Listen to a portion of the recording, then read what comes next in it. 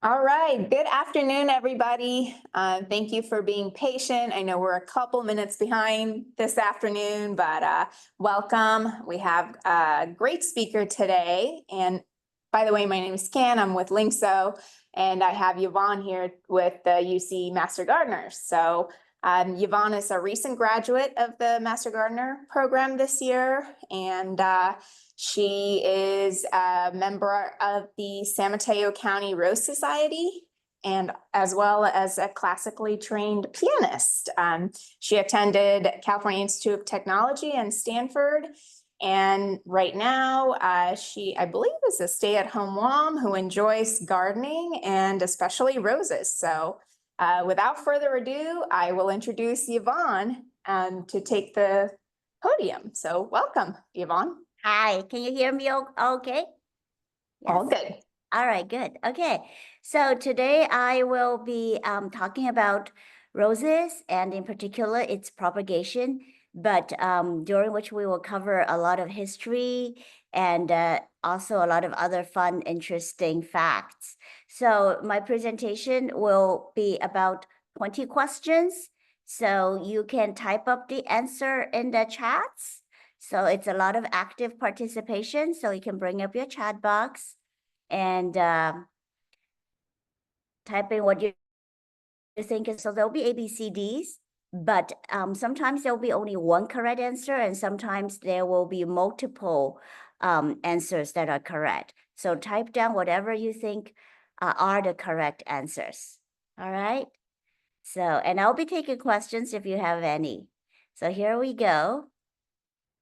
All right, so the first question is, when did the genus Rosa first appear on Earth?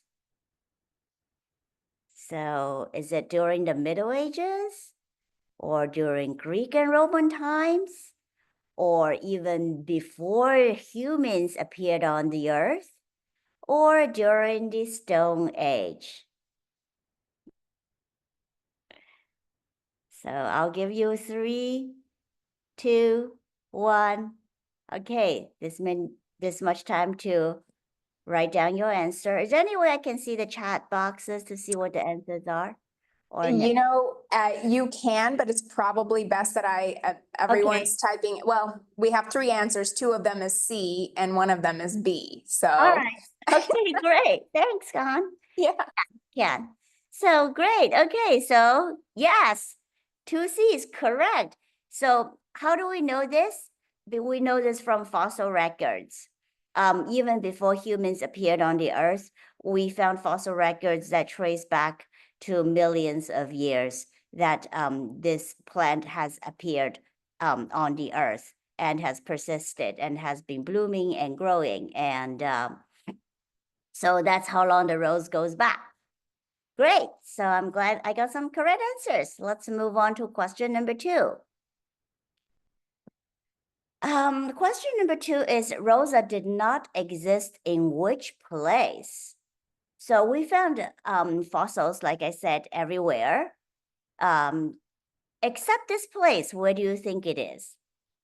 Asia, North America, South Hemisphere, or Europe? Where do you think the rose did not exist? Of course, now the rose is all over the world, right? There are florists everywhere. But originally, by itself, as a species, where did it not exist? We have an overwhelming answers, Southern Hemisphere and one North America. Southern Hemisphere, yay! Okay, well, I'll show the answer. So answer is correct. Southern Hemisphere originally had no rose. Yeah. All right, excellent. So let's move along. Which famous lady in history greatly promoted cultivation of rose? So these are all the beautiful women, both beautiful and famous women of history. Helen of Troy during the Greek times, Empress Josephine, who was the wife of Napoleon Bonaparte, Empress Dowager, Cixi of Qing Dynasty, China, and of course we have Cleopatra of Egypt. So which beautiful lady do you think helped promote roses by really showing a passion for it and We planting? have three Empress Josephine and one Helen of Troy. Oh, four Empress. Well, three Josephine. Great. Thank you for participating, everyone. Yes, the answer was Empress Josephine. So she had a place called Malmaison, which is in the suburb of Paris. And she hired this person, Redoute, to be her gardener and a hybridizer. And she imported roses from all over the world. It was bad, it was wartime during this time, but they even made an exception for Josephine's roses. Crossing the strait, the soldiers were told not to sink those ships carrying Josephine's roses. So she was able to collect a lot of specimen, and also her gardeners worked really, really hard on hybridizing the roses. So yes, Empress Josephine was the one who heavily promoted roses. Great, let's move on. And of course, that was during the 19th century. So sorry, I forgot that. All right, so now we have arrange these, it should be three types of roses in chronological order. The three types of roses are modern roses, such as the David Austin roses, or the very famous peace rose. And I believe many of you will be growing in your garden, have been growing in your garden, Tropicana or Mr. Lincoln. So these are called the modern roses. Or the species roses.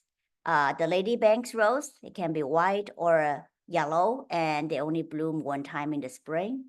The rugosa roses, which you can find along the shores in Martha's Vineyard, for example, and the damask roses. Those are used for perfume industry. And we also have another category, old garden roses, OGR, and also known as vintage or heirloom rose or antique rose. There are many names, such as Rose de Rescht or the green rose. So which of them do you think come first, then comes next, then the third one, the chronological order?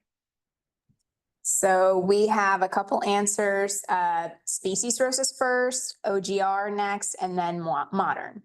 Okay, great. That's right. That's right. So the species roses, there are about 200 total.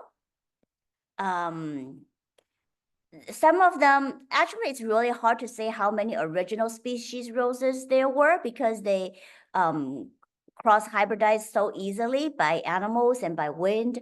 So I think scientists have really decided now there are about 200 originally. And remember, there were none in the Southern Hemisphere. And the old garden roses were already being hybridized. Those were the ones worked on by, for example, Empress Josephine's gardeners. They are usually also, sometimes they were called the cabbage rose. They were made famous in the Dutch paintings, lots of petals. Another character is that they nod because they are so heavily, they have so many petals, they cannot hold up, the stem cannot hold up, so they nod. And many of them only bloom once a year. In the spring, only one flush, the spring flush. And then we come the modern roses. The modern rose, the timeline, the dividing year is 1867.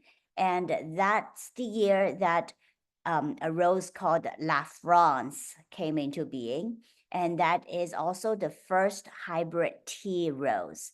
So after 1867, La France roses are starting to be called modern roses. And of course, Mr. David Austin, I think he came into prominence. He started showing his roses maybe in 1960s. So his idea of beauty was the old garden rose. So he was trying to replicate the old garden rose looks, while at the same time breeding for multiple blooming, I forgot the word, multiple blooming capabilities, as well as disease resistance. So that is the order: species, old garden rose, and modern roses. All right. Any questions so far? Any raised hands? Not yet. I think we're trying to get through the questions here. So Okay. Which scientists' work on heredity influenced the hybridization of roses? Oh, this is a really easy question. Sir Isaac Newton, Gregor Mendel, Thomas Edison, and Copernicus.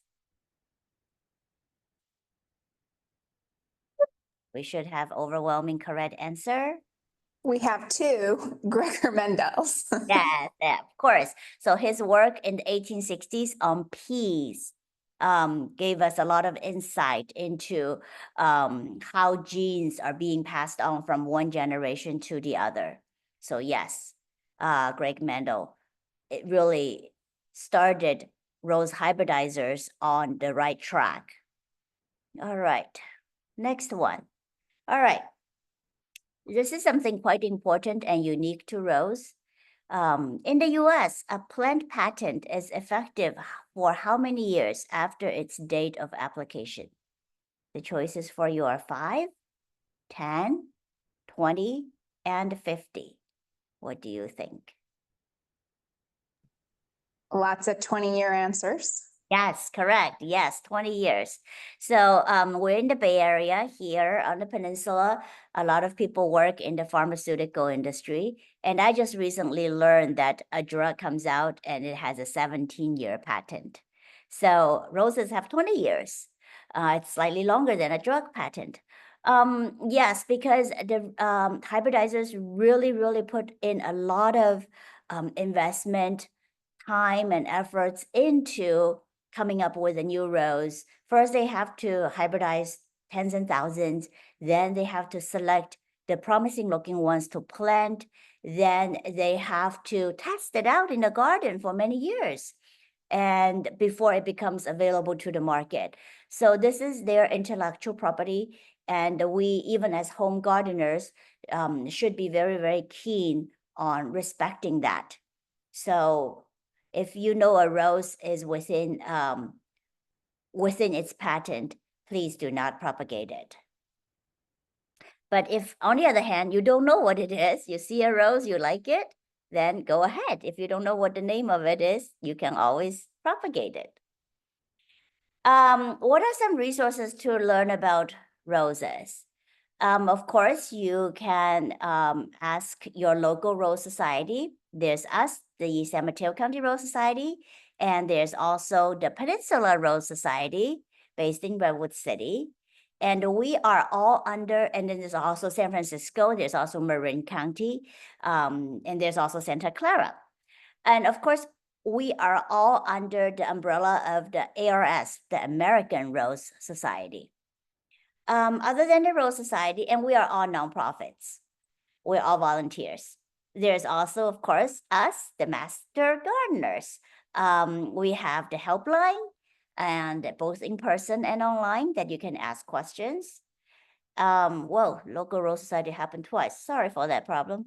And then also you can go online to look up on helpmefind.com, for example, or on Facebook. There are a lot of different rose groups, some focused on one specific breeder. There's David Austin Rose Group. There is Mian Rose Group. There is Paul Zimmerman's Rose Group. There are tons of them.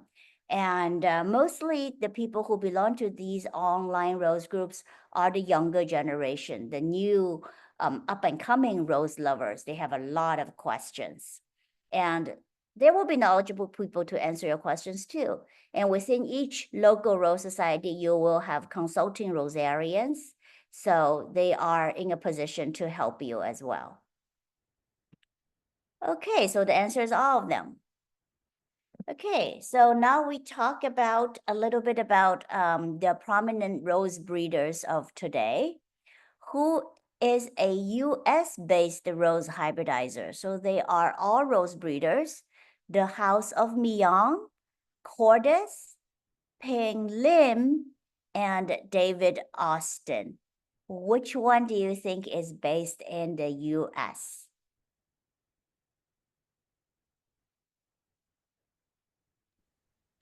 Got a couple answers who they said Ping Lim. Yes, they are correct.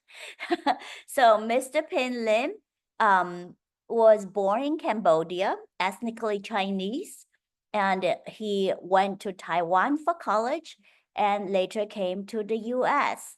He worked for many years in a nursery and then he started out on his own, and he is the breeder of all the true series of roses that you see sold in Home Depot and Lowe's, for example. True Passion, True Friendship, True Serenity, all the True series roses were bred by Mr. Ping Lim.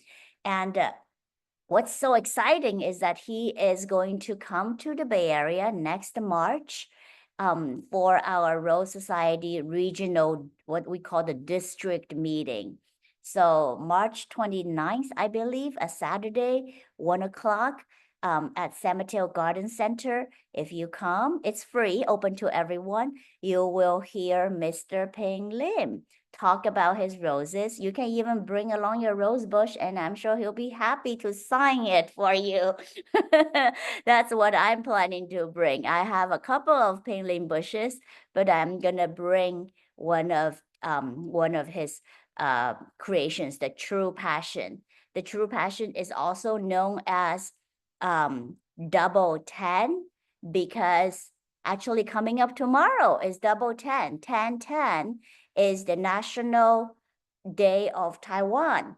So if you go look on helpmefind.com, if you type in True Passion, you will see that another name for it is Double 10. So how neat is that? So Mr. Pin Lim named this rose in appreciation of Taiwan, who gave him his education. Very touching story here. All right.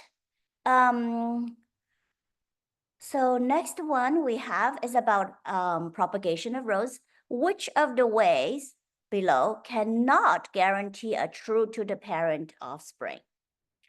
Number one is by seed. A is by seed. 2 is by grafting. C is by stem cutting. And D is by air layering. Which one of the ways to propagate does not guarantee a true to the parent offspring? Any answers? We have 3 answers and they're all by seed. Yes, correct. Because when the rose flowers open, the bees are buzzing around, the wind is blowing, they might have blown pollen from another flower, who knows, whichever flower from your garden, to pollinate that stamen. And so when your rose seed is formed in that rose hip, you don't know who is the other parent. So, but that's how also the rose breeders work. They have controlled breeding, of course. They know what they have pollinated their mother plant with. So the other methods, by grafting, you put one stem onto another. By stem cutting, that's what we're doing here, just cut off one branch. And by air layering, again, you put, you cut the plant and then put rooting material around it, rooting medium around it, keep it moist, and let the roots form. So these are all 100% making sure you will get exactly cloning the parent. All right, next question. Okay, we got the answer to that one. What time of the year is the best for propagation? Spring, summer, fall, or winter? What do you think?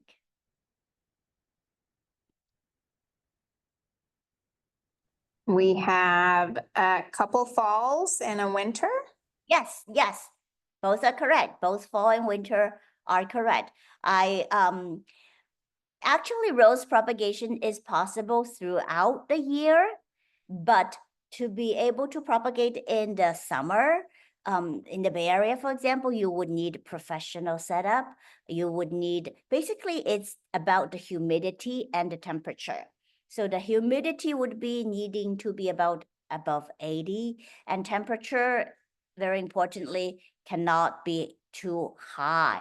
So, for example, the past week, it was so hot. So basically, all my propagation failed. If you had them outdoors, they would inevitably fail because it was just too hot. The black fungus grows very quickly in the heat. So, right. So if you want to propagate it in all 4 seasons, you would need professional setup with like every 10-minute misting, and the room has to be temperature controlled, da da da da da. But for us, the best time without any professional equipment would be the fall. Winter would also work, except in the winter it would grow a little bit slowly. So most of my propagations were from winter pruning. So I stuck them in the medium, like say in January, and you probably wouldn't see any rooting or growing happen until April. So 3 months. It will take longer, but success rate is still quite high. All right, so let's move on. Yes, answer is fall. Okay, which one of these is not an important factor determining success? The rate of your rooting. Number 1, use of rooting hormone. Number 2, temperature. Number 3, humidity. And the variety of rows. Remember, we talked about earlier, the variety of roses falls under 3 kinds: species, old garden rose, and modern rose. So which one do you think out of these 4 factors is the least, has the least, is least determining? Let's just say that. Any answers coming in? Got a couple variety of rose as answers and 1 rooting hormone as an answer. All right. A couple rooting hormones. Good. Yes, that's what I'm shooting for. Rooting hormones. Of course, when we were all starting, we used all kinds of rooting hormones, even honey, all kinds of home things you can find around the house. And then you go out to buy all these rooting gel, rooting hormone, all kinds of stuff, expensive stuff, and even mycorrhizal coagulant, whatever. But in the end, I did all my propagation without these. So I feel like they can be good as a placebo. You're feeling good applying that stuff, but it's not important. You really don't need it. You can still propagate. The variety, temperature and humidity, I have mentioned before, very, very important, especially the temperature has to be low enough. And the variety of rows is also important because some varieties are just more hardy. Climbers, for example, are very hardy. They just want to grow. Hybrid teas, on the other hand, especially those rows that are bred for exhibition, those rows that are bred especially to take Rose Queen, Rose Princess, and the rose shows, I feel like are the harder ones to propagate. Shrub roses, David Austin roses, are easier. They are less demanding. So the variety of rose is actually important. So if you want to try your hands at propagation, I would really suggest starting with a climber. All right. Which are some helpful tools to have? Rooting hormone, we mentioned before. Yes, you can have them. Mycorrhizal inoculant. This is if you go online to buy roses, a lot of stores will try to sell you that as well. They will help roots to form. Garden grade marker and tape, and alcohol to sterilize tools. So which do you think, which are important? Well, I'm just gonna say all of them you can have, you should have. But I think the one that's most important is actually garden marker and tape, so that you know what you are propagating. But if you don't, if it got faded in the rain and in the sun, it's okay too. When it blooms, you will find out what it is. Or maybe you had taken a cutting from a friend and it was all mixed up. Things could happen. It will be a surprise. Surprises are nice too. So yes, you could have all of them, and on the other hand, you wouldn't miss anything if you don't have any of them as well. You don't need alcohol to sterilize too, because I never did that. And all my roses, 80%, 70% they took. So, all right. So next question we have is, which of them you think is not a good medium for propagation? Potting soil, water, vermiculite, or perlite? Which one is not good?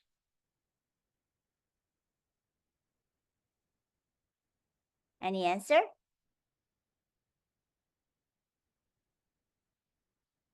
We have potting soil, we have water, and vermiculite. All right. Okay. So potting soil, vermiculite, and perlite all work. The best medium is some combination of them in some kind of percentage mix. Vermiculite, as you know, retains water. Perlite, on the other hand, let water through. Potting soil depends heavily on which brand or what kind. So to be safe, I would use potting soil with some vermiculite and some perlite. That's the best mix for your propagate. Water, on the other hand, doesn't really work. Some people have been able to grow roots from just soaking in water, but in the end, when you transfer to soil, it's another challenge. So even if it started to grow roots in the water, those roots are different. They absorb moisture only from water. If you put it in soil, the roots might wither. So water is not a good medium for propagating your rose, unlike a lot of other plants. All right. So what kind of cutting works the best? You want to get a cut. So I'm going to just tell you, these are all the ones that you want to get, okay? So you want to get a cutting with a withered blossom at the end, okay? When the rose has just finished blooming. And you want to include at least 3 nodes. So I have some cuttings here, which I'm gonna show you. So here, you see, so here's a node, and here is another node, and here is another node, this part, this part, okay? So you want to get a cutting that is 6 to 8 inches in length, and they always say pencil thickness. I don't think you need pencil thickness, as this one you can see is not as thick as a pencil. Maybe it's just a little bit less than a pencil in terms of diameter. And you want to cut it in the morning so that your cutting is well hydrated. Okay. All right. So all of these. So you can see some pictures I have put up there. And you can take off all the leaves, or you can leave some leaves on the top, but I usually take them all out, because if you don't take them out, they will turn yellow anyway. So I'm gonna show you what I do with the cuttings. Okay, so what I do with my rose cuttings is what's called the burrito method. Okay, so the burrito method is get your rose cuttings, cut your rose, and then pull off all the leaves. I would pull off all the leaves, and then I wrap them up in moist paper towel like this. Okay, wrap them up. Actually, before you do that, you want to label them. So I went to our rose garden about, I think on the 1st. Today's the 10th. I might have gone earlier. Maybe 2 weeks ago. I couldn't remember too well. I got a lot of cuttings. I label them. So I have a little book that I color code because I don't want to write so much. I'm lazy. So when you have a lot of cuttings, it's easier to work with color tape. So I just put green tape and I put the code, whatever that green tape rows refers to the row's name is. So all of these are just green. I can't remember which variety it is now. And then I wrap them up in moist paper towel and I just put them in a bag. Actually, just 10 minutes before the talk, I started opening up my bag and checking on them. So what am I looking for? And they've all done great. So what I'm looking for, okay, I'm gonna show you really here on screen is the callus. Wait, can you see, can you see the callus? See that round puffy thing around the stem? So that's the callus. Look at this. They have all calloused very beautifully. Okay. So these are all calluses. And I had left some leaves on the top. You see all the leaves have fallen off. There are new shoots coming out. So the callus is the precursor to the rooting, to the roots. They're same tissue. All right. So I have a lot of callus cutting actually prepared for this talk. So I would be dropping them off to Lingso tomorrow. And if you go to Lingso on the weekend, Cam will tell you who to ask for. You tell them you participated in this talk and you can pick up some calloused cuttings, because once cuttings are calloused, you will have a much higher success rate of propagating them. All right, so the answer to which one of them is not a step of the burrito method is soak the entire cutting in water. We don't do that, okay? So I'm actually pretty happy that these cuttings have all survived. If it's really, really, really, really hot, you would consider putting them in the fridge because it's not gonna kill them. It will stunt their growth. They will go into dormancy, but they are not going to get black stem.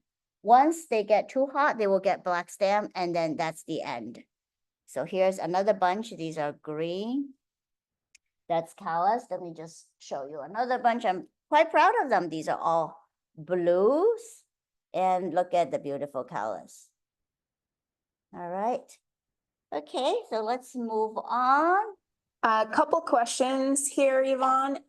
One is, how long did you leave that in the Ziploc bag in the dark? It's not even a Ziploc bag, it's just a grocery bag, yes. I left that in I believe it's 2 weeks ago, 2 or 3 weeks ago, yes. Is that how long it takes for them to callus? Yes. Okay, so about a couple weeks for them from the cutting to be fully calloused. Yes, yes. You will see them form like after 7 days. It depends on the variety of rows too. I would say 14 days at the most. You will see the callus. So I'm just opening another package now. I'm opening another package. Haven't opened it. So you can see leaves are yellow. Leaves have turned to yellow. And the calluses. Okay, so some are, you can see, some in this bunch, some have not formed callus, like this one. This one did not form any callus. So there are some failures. I can cut this off and try again, but some are really good. So this is about the rate of success you have.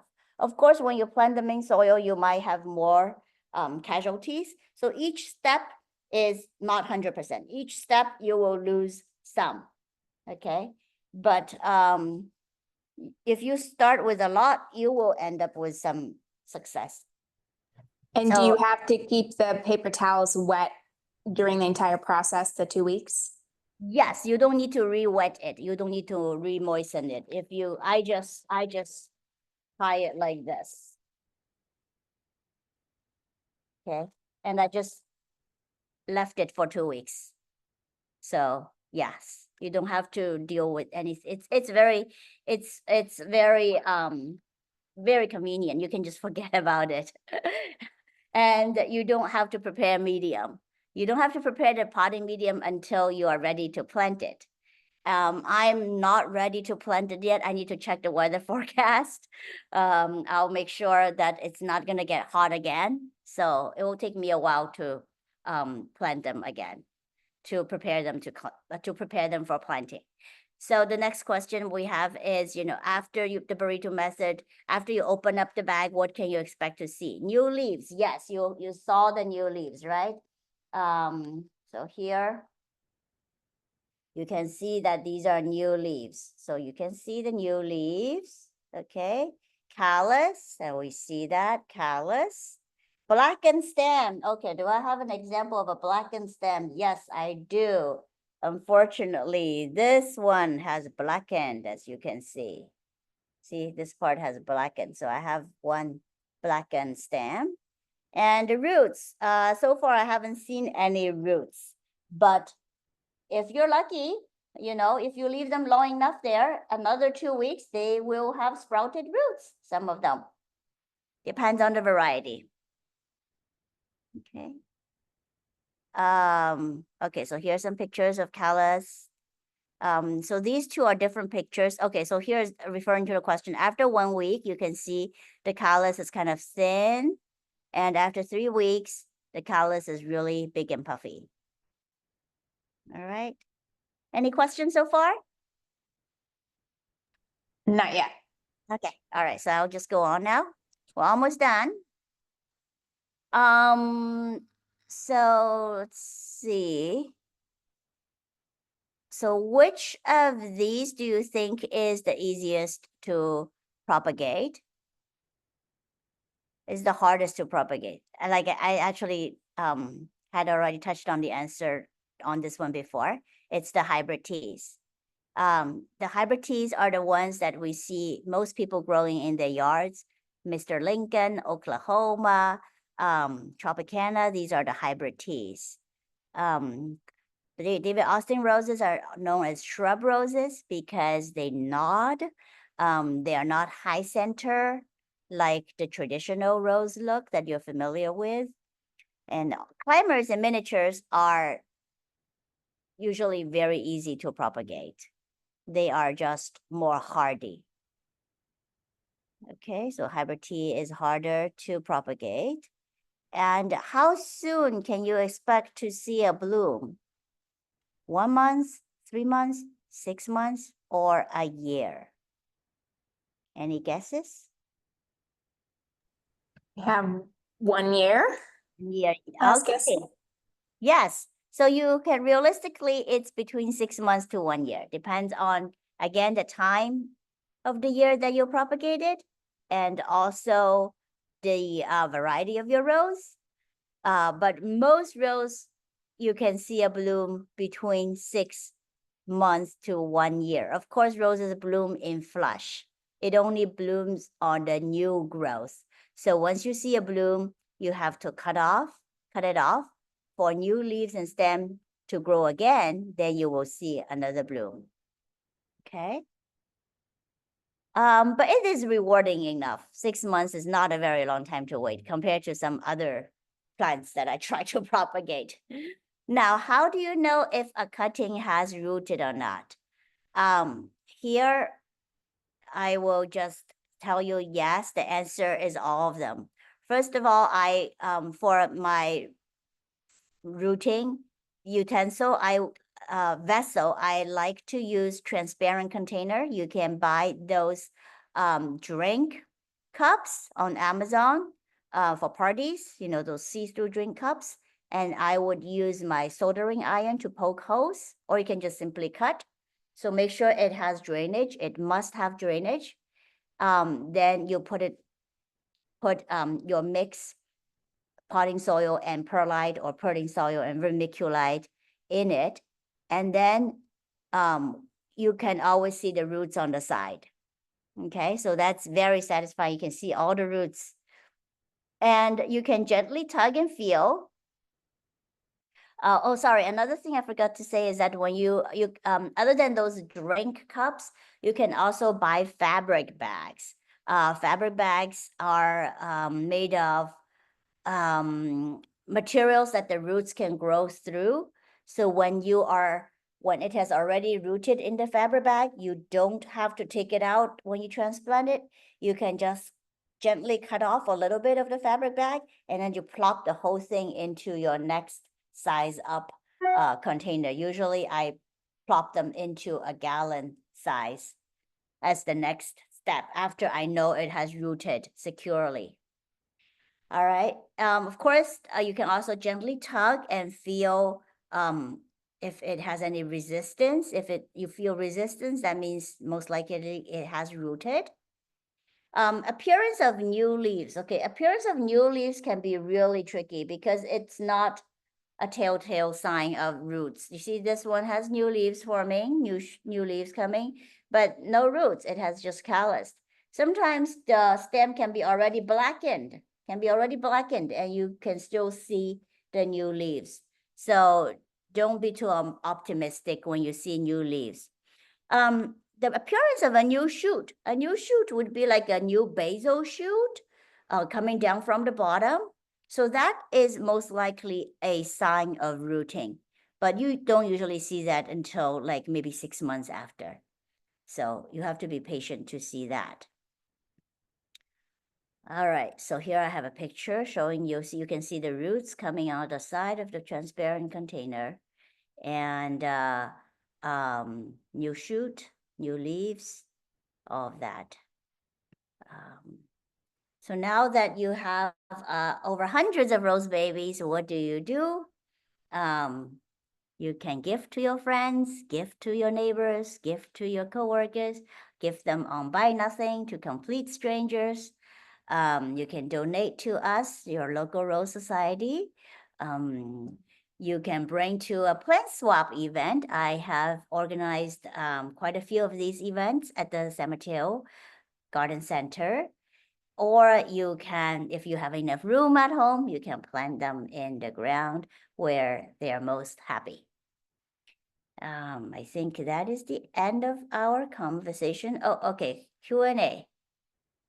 Should I go back first?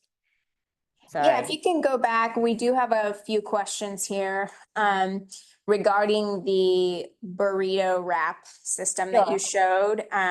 So the question, or the repeating questions here are, once you've done that method, do you completely ignore it and you don't add any water and you just leave it alone for the next couple weeks? Is that it? Yes, once you have it in the burrito, you just leave it in this bag. Don't do anything. And then do you put it in a dark place and, or can you just leave it on your counter, or is there a method to it? Yeah, I left it in a corner of the room, living room. So I did not put it in the garage because if I put it in the garage, I'll forget about it. I put it in a place where I can see it, which is in the living room, but it's not facing any sun at all. Okay, so no direct sun, but you don't necessarily have to put it in a dark space or anything. No, Okay. because it's already dark enough in this bag. Alrighty, so the next question is, how many stems do you plant together, or do you just do one stem for each intended bush or grouping of the same type? Okay, very good question. It really depends on my mood and energy level of the day. And really also depends on how treasured the cuttings are. If it's a really treasured cutting, very hard to find variety, I would give it one mansion to itself. But if it's something that I can easily get, I usually stick 4 or 5 in the same container, because eventually you have to separate them. And when you're separating them, there's a chance of losing them because the roots can get tangled.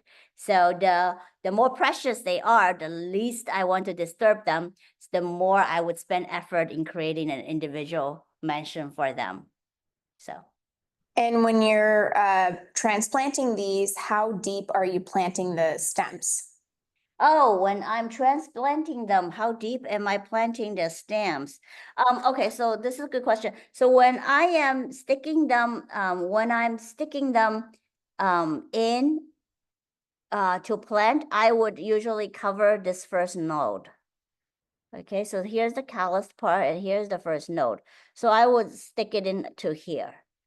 So because the first node part is where if any basal stem is gonna come up, it's gonna come up from under the ground here. So I would cover up to here. And the thorns are okay, or do you So clip them? about 2 inches. Yeah, I don't do anything to the thorns. Okay. So at least one nod in the dirt. Right, right. One, yes, Okay. yes. And let me see. And when exactly do you plant them in the ground? Oh, in the ground is actually never, because I don't have room in the ground. All my roses are in the pots. So I just keep moving them from from 1 gallon to 3 gallon to 5 gallon to 15 gallon. And I gift them. The really good performing ones, then I get a half wine barrel and plant them in the half wine barrel. So it just goes up in pot size. I never plant them in ground. But But I'm assuming folks can plant them in the ground? yes, if they have And it- room, yes. Yeah, Yes. okay. And we're in Foster City, so our soil is not good. We need to amend a lot. But if you're in a place with good soil, you don't need too much amendment, then yes.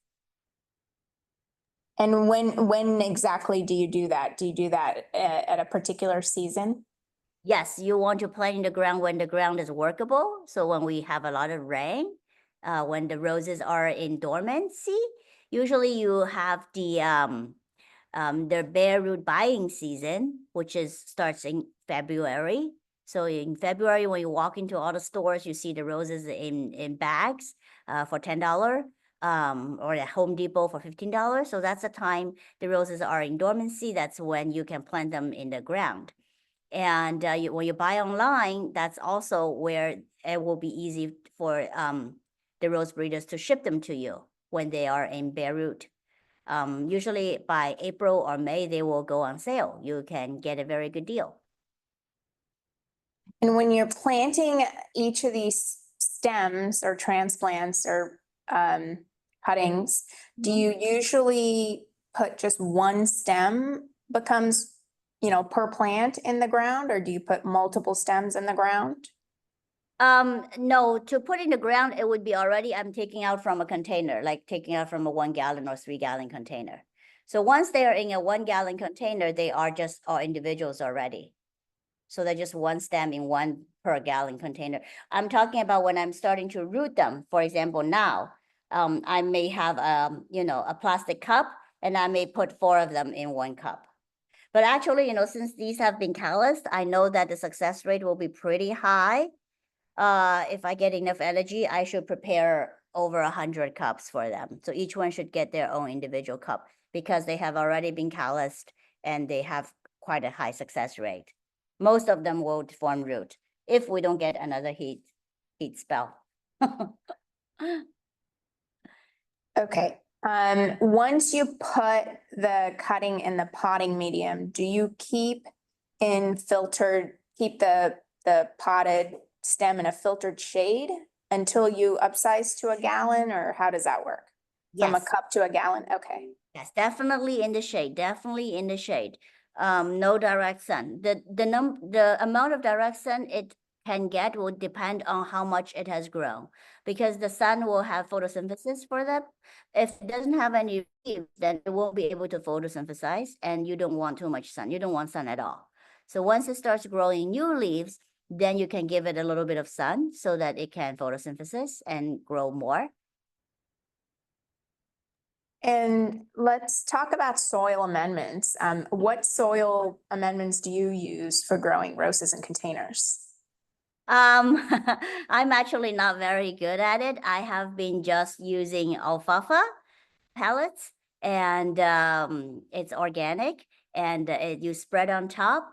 And when they and you don't really have to keep a schedule, because when you don't see anymore, they have all dissolved. It's slow release. When you see they have all dissolved, then it's time to apply for more. But my roses don't bloom that heavily, so I need to do something better. So if you go online, you will find like I mentioned before, the Facebook groups, Positive Women's Rose Group, David Austin Rose Group. There are a lot of experts on there who are constantly talking about what to put. Like there's like Maxi or Romeo. I've heard all these fertilizers names, but I have not tried. So if I have not personally tried, I'm not going to say anything. That's fair.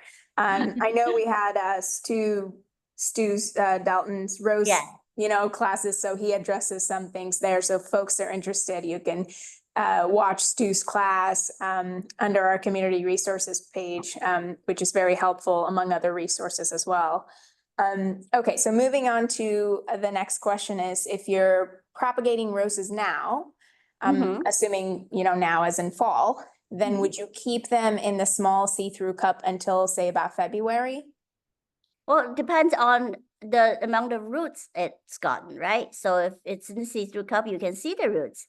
If you see that it has grown, if it's root bound, then yeah, go ahead and put it in a gallon pot. So it depends on how it's growing. Would you normally say it takes about a season or two for the roots to kind of be bound in that cup? It takes a couple of months. I would say it takes 4 months at least, 4 to 5 months, right? Okay, alrighty. I think we pretty much addressed all the questions on the chat. If folks do have more questions, please send them on the chat so we can ask Yvonne. If not, Yvonne, do you have any closing points that you want to share with our attendees today? Sure. I just want to say that the best way to learn about roses is actually to visit your local rose garden. That was the glitch in my question. The Rose Society appeared twice, but one of the answers should be to visit a rose garden. Some of the rose gardens close to us are San Mateo Central Park. They have a very good collection of roses, especially a lot of David Austin roses. You can also visit our rose garden, which unfortunately most of the time is locked, and that is near Beresford Rec Center, 605 Parkside Way, the San Mateo Garden Center, because it's entirely maintained by volunteers. Another rose garden is maintained by the Peninsula Rose Society. It's at the Red Morton Community Center in Redwood City. Burlingame also has Washington Park as a rose garden. Of course, Golden Gate Park, you have a rose garden. San Jose has two excellent rose gardens. One is the municipal rose garden. Their spring flush is just amazing. And every year, I think 2 or 3 times a day, they have those volunteer days. Over hundreds of people go there to help prune. So it's a big event. You can go on their website to find out more about when they have these events. I participated in the winter pruning for them earlier this year. Another rose garden in San Jose, not too far from the municipal garden, is the Heritage Garden. So that one is more wild. Most of the roses are once bloomers for the spring blooming ones, but it's also gorgeous if you go at the right time in May. It's just so lovely. So you really should go. And Berkeley has two rose gardens, one in the botanical garden and one is just a rose garden. Oakland, I think, has a rose garden too, though I haven't been. Of course, if you go to Hearst Castle, you will see a lot of the period correct. So Hearst Castle used to have roses that were not period correct, meaning that those roses were not in existence when the castle was built. So later on, our friend, Berling Leong, she's the owner of Burlington Rose Nursery, she took on the task of putting in period correct roses for Hearst Castle. So now Hearst Castle has period correct roses, meaning that those roses had been in existence already in the 1920s when the Hearst Castle was built.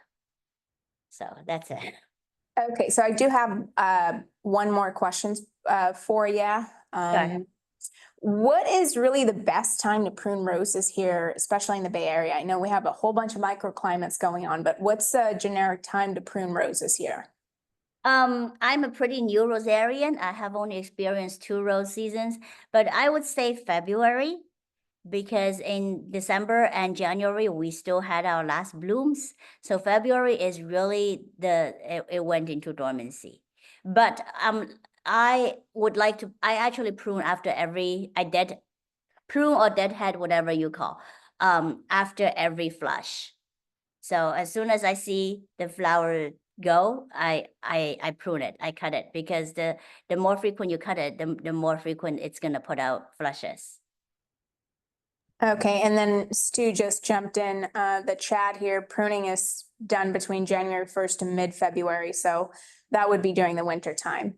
Yes, in Okay, February, yes. yeah, and stop pruning October 1st, so. Yes, yes, stop pruning October 1st. So you want to let the rose hips form, to let the rose complete its natural life cycle. So that's better for them.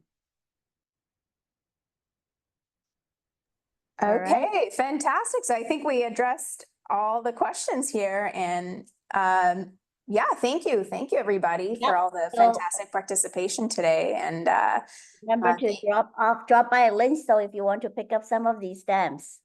yes, absolutely. Do stop by here. We're in San Carlos, so when you do come visit us, ask for Madeline Rose. Her last name is actually Rose, so ask for Rose, and she'll give you Yvonne's cuttings, so you can pick one up. And do you know what kind they are? Are they sort of a mystery cutting? Yes, I do know what they are because they are all color coded. They're all color coded, see? Oh, cool. Okay, so you I need to look up my book to see what this orange is. So for every cutting you come pick up, I will give you a variety. I will include one of each. okay, That that's awesome. So we've got the secret color coding system. So if you picked up a color, you can contact Yvonne or myself, and we'll try to get you the variety. Yes. So if you drop it off tomorrow, starting Saturday, you can stop by and ask for Starting Mal. Friday. Starting Friday they can. I'll drop off tomorrow, which is Thursday, right? So Oh, okay. Well, I'm thinking tomorrow's Friday, so I'm getting ahead of myself. So starting Friday, please do stop by, and we'll have the cuttings ready for you here. And thank you so much, Yvonne. This has been super, super informative. So sure. thanks, everybody. Have a good one. Okay. Bye. Bye-bye.